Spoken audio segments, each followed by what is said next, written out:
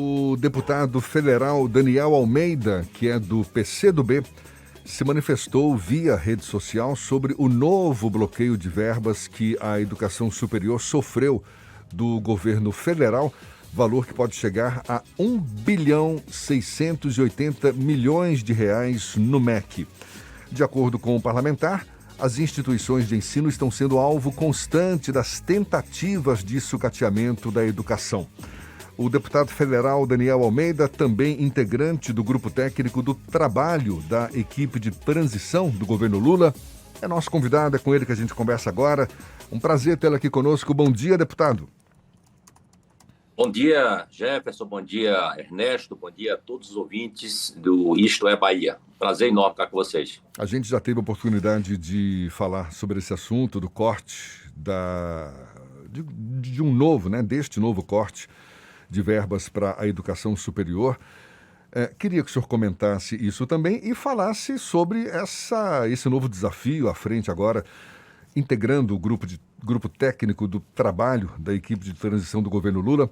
Primeiro, sobre o corte de verbas, deputado. Pois é, Jefferson, não é a primeira vez. O governo Bolsonaro demonstrou sempre muito desprezo para com a educação.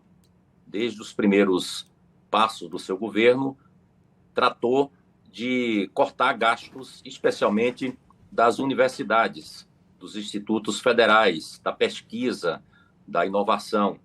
Ele manifestou de forma muito clara o seu descontentamento com as posições que as universidades têm adotado de relação com a sociedade. E a forma que ele encontrou para demonstrar sua insatisfação e perseguição foi cortar gastos. Ao longo dos 4 anos foi assim. As universidades batalharam, aqui no Congresso nós tentamos recompor este orçamento em vários momentos, na elaboração do orçamento da União, se complementou com emendas de bancada, emendas de comissão, e agora, ao apagar das luzes do seu governo, ele faz mais esse gesto absurdo de impedir que as universidades continuem a cumprir as suas obrigações elementares. Trata-se de despesas correntes, para pagar a alimentação dos estudantes, a energia, as atividades corriqueiras das universidades e dos institutos federais. Nós estamos aqui tratando do orçamento e é possível ainda, e nós estamos empenhados nisso, recompor o orçamento de 2022 e garantir os recursos para 2023. Essa a ação que nós estamos buscando desenvolver aqui. Ou seja, esse corte foi anunciado pelo governo, existe a possibilidade dele ser revertido a partir do ano que vem com o novo governo? Existe a possibilidade, eu diria a certeza. É certo que nós vamos dar um tratamento diferente às universidades, à pesquisa no nosso país. As equipes de transição estão tratando disso, nós já estamos tratando desse assunto na Comissão de Orçamento, que está preparando o orçamento para 2023, e estamos vendo a possibilidade de ainda em 2022, se aprovarmos essa chamada PEC da transição, abrir algum espaço no orçamento de 2022 para a recomposição desses recursos que estão sendo cortados. Essa possibilidade ainda existe até os próximos 15 dias, e nós vamos trabalhar também nessa direção. Deputado, e o senhor, como integrante do grupo técnico do trabalho da equipe de transição do governo Lula, o senhor já afirmou que está sendo uma grande oportunidade para ouvir as principais demandas dos trabalhadores. Que principais demandas seriam essas? Jefferson, eu estou compondo esse grupo de trabalho. Nós vamos apresentar hoje ainda um relatório preliminar. Agora, a partir de 9 horas, nós teremos uma última reunião para a apresentação desse relatório preliminar e até o dia 11 vai ser apresentado um relatório final dessa equipe de transição. Fiz um debate na Bahia no último sábado, ouvindo mais de 150 lideranças do mundo sindical, de trabalhadores, de associações do mundo empresarial, e algumas decisões já estão encaminhadas. Uma delas é recompor a estrutura do Ministério do Trabalho. O governo Bolsonaro acabou o Ministério do Trabalho, depois recompôs parcialmente, parte das atribuições do Ministério do Trabalho ficaram no Ministério da Previdência, outra parte do Ministério da Economia, e a estrutura foi completamente esvaziada. Não tem superintendências, não tem uma definição clara de quais são as tarefas que o Ministério pode cumprir e deve cumprir. Então, uma das medidas é essa, recompor o Ministério para um patamar que ele tinha nos governos passados, de Lula e Dilma, e ampliar essas suas atribuições. Afinal de contas, nós temos um país de tanto desemprego, de tanta fome, de precarização nas relações de trabalho. Então, essa é uma medida essencial. Ao recompor a estrutura do Ministério, recompor também o orçamento. Para você ter uma ideia, as necessidades que estão apontadas para abordar os problemas do mundo do trabalho exigem um orçamento em torno de 400, 500 milhões para 2023. A proposta que foi encaminhada para cá fala em 22 milhões. Não dá para absolutamente nada. Então, precisa também recompor o orçamento. Além disso, nós temos algumas questões que já estamos encaminhando. Por exemplo, o governo tentou aqui aprovar o que ele chama de carteira verde e amarelo. Nós achamos que isso é uma precarização das relações de trabalho, retirar direitos, etc., dos trabalhadores. Vamos segurar esse projeto para discutir no ano que vem uma mudança na estrutura trabalhista. Eu gostaria que fosse possível revogar a chamada reforma trabalhista que foi feita em 2017. Mas isso pode assustar um outro setor. Nós queremos discutir um novo modelo de relações do trabalho para fortalecer o vínculo empregatício, fortalecer o trabalho decente no nosso país. Esse é um tema fundamental. Deputado. O tema do salário mínimo. Nós queremos que entremos o ano agora já cuidando de uma valorização real do salário mínimo. O governo Lula precisa e vai dar, seguramente, este sinal. Então, são temas assim fundamentais que nós queremos colocar para o debate já nesses primeiros dias do governo Lula. Daniel, bom dia, Ernesto aqui. Veja, o ponto agora é o seguinte, nós estamos há 30 dias praticamente da posse do novo governo, portanto já não o discurso de oposição ele já ficou para trás, né? Essa frente tão ampla que se une para dar, não só para vencer a eleição, mas agora para dar governabilidade ao governo do presidente eleito, do presidente Lula. Mas tem temas, como o senhor falou aí, que são controversos dentro dessa frente ampla. E o que é que nós, trabalhadores, podemos esperar dessa frente ampla em relação à reforma trabalhista? O senhor falou aí da precarização do trabalho que foi trazida pela reforma trabalhista. Reforma previdenciária, que é um outro tabu entre, por exemplo, já se discute, aí já tem um duelo entre financistas do governo, entre aqueles que querem sustentar os programas sociais, o investimento em programas sociais. Nesse estica e puxa, como vai ficar reforma trabalhista, reforma previdenciária e correção da tabela do imposto de renda, dentro desse debate que parece interminável sobre reforma tributária, e a gente continua pagando uma carga tributária injusta para quem trabalha e vive de salário. Alguma expectativa de mudança concreta, deputado? Ernesto, você conhece tanto quanto eu o ambiente político, o grau da disputa que foi feita, as diferenças políticas, ideológicas e programáticas que os dois projetos que ficaram em disputa fizeram, e nós temos essa responsabilidade de reconstruir o Brasil. A destruição é muito grande, e não será fácil fazer isso e nem será num tempo muito curto, porque nós temos que respeitar a soberania do voto. O mesmo eleitor que colocou no Executivo um projeto de mudança, de transformação, de recuperação do nosso país, colocou no Legislativo um perfil conservador. Isso terá que ser levado em conta. Na democracia é assim. Então, nem tudo que nós desejamos vai ser possível fazer e fazer na velocidade que é necessário que seja feita. Agora, nós não vamos deixar de abordar. A questão trabalhista vai ser colocada na pauta, nós vamos discutir. Se dependesse de mim, fazia um revogaço. Revogava tudo que foi feito lá no governo de Temer e partia do zero.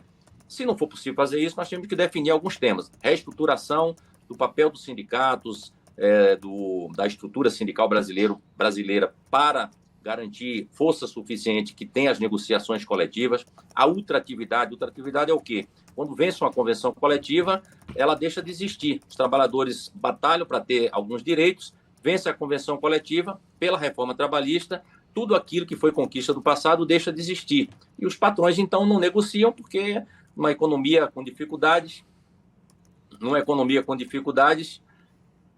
o desemprego é um argumento de força para o empregador nessa circunstância, né? Argumento de força e tal. Então, a gente tem essa dificuldade. Então, nós temos que acabar com esse mecanismo, ou seja, manter a ultratividade.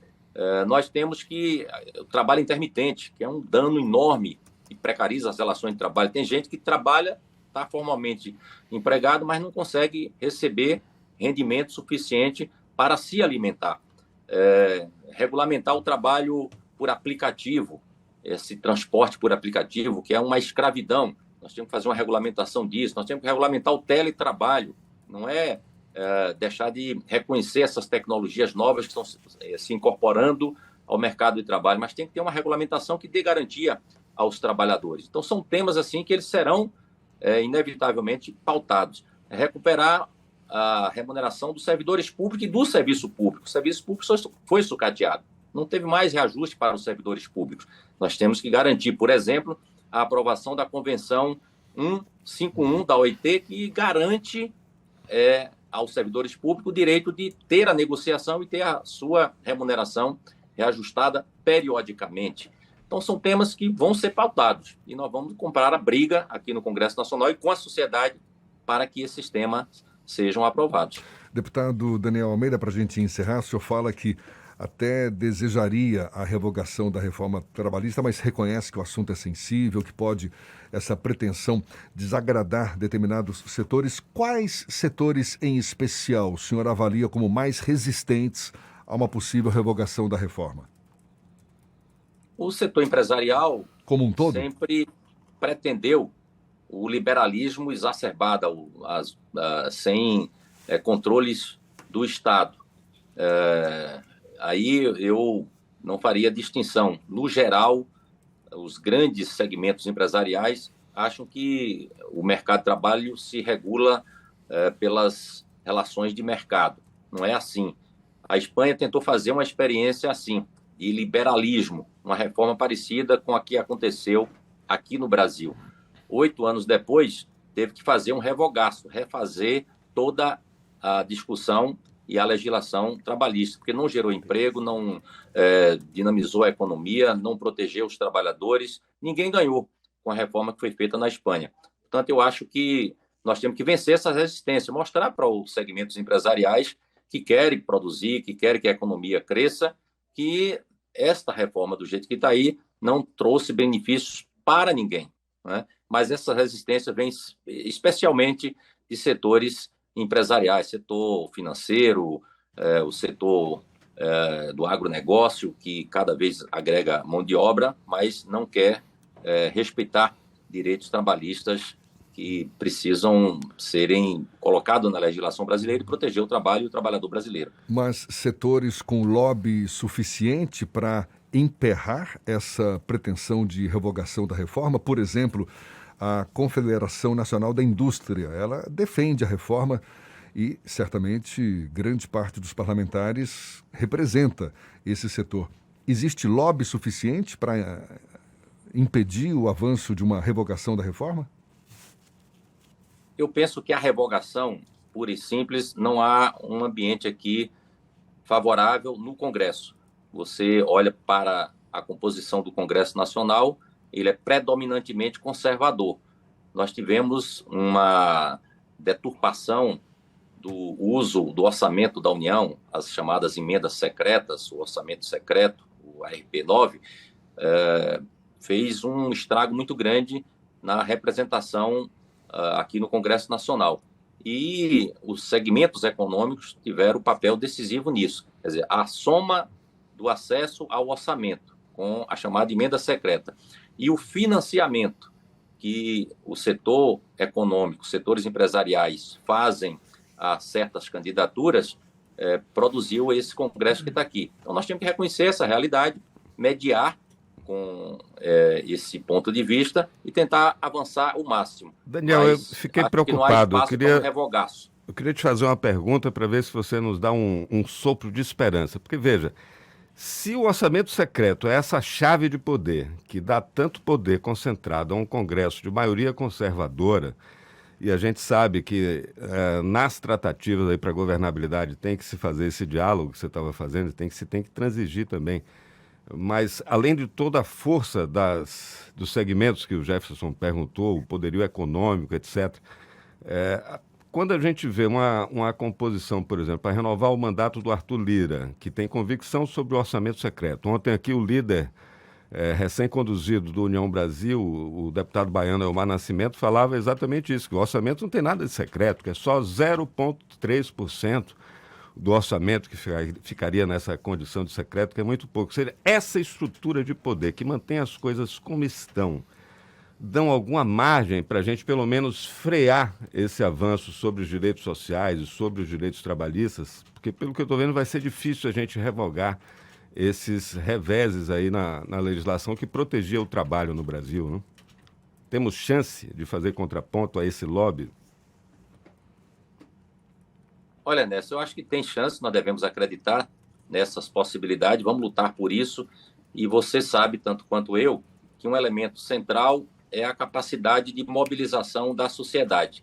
Nós precisamos recuperar esse espaço de participação popular, os segmentos organizados da sociedade compreenderem as batalhas que estão em curso e nós temos a capacidade de fazer interlocução e mobilizar esses setores para vir aqui ao Congresso Nacional e pressionar. Nós temos boas experiências disso.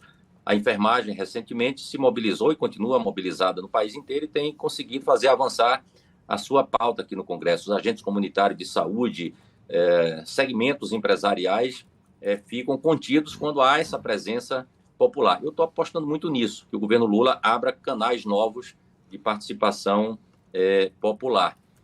Então, eu acho que esse é um elemento fundamental para alterar o equilíbrio de forças em favor da sociedade dos mais pobres nas batalhas, nos debates aqui no Congresso Nacional. E o orçamento secreto também vai passar por modificação. Nós precisamos tornar o orçamento mais transparente e os recursos serem destinados a programas de desenvolvimento do Brasil. O parlamentar deve manter influência sobre a definição do orçamento, mas de forma transparente, cumprindo certos objetivos.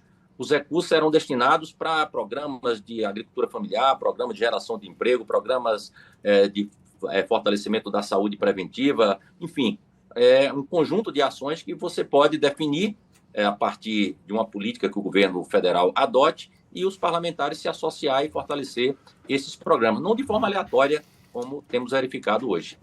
Deputado federal Daniel Almeida, do PCdoB, também integrante do Grupo Técnico do Trabalho da equipe de transição do governo Lula, muito obrigado pela sua disponibilidade, bom dia e até uma próxima. Obrigado, Jefferson, obrigado, Ernesto, um prazer enorme estar conversando com vocês, estarei sempre à disposição. Fé e esperança, a gente vai vencer todas essas batalhas com a participação de cada brasileiro, de cada brasileira. Maravilha, muito obrigado mais uma vez. Agora 15 para as 9 na Tarde FM.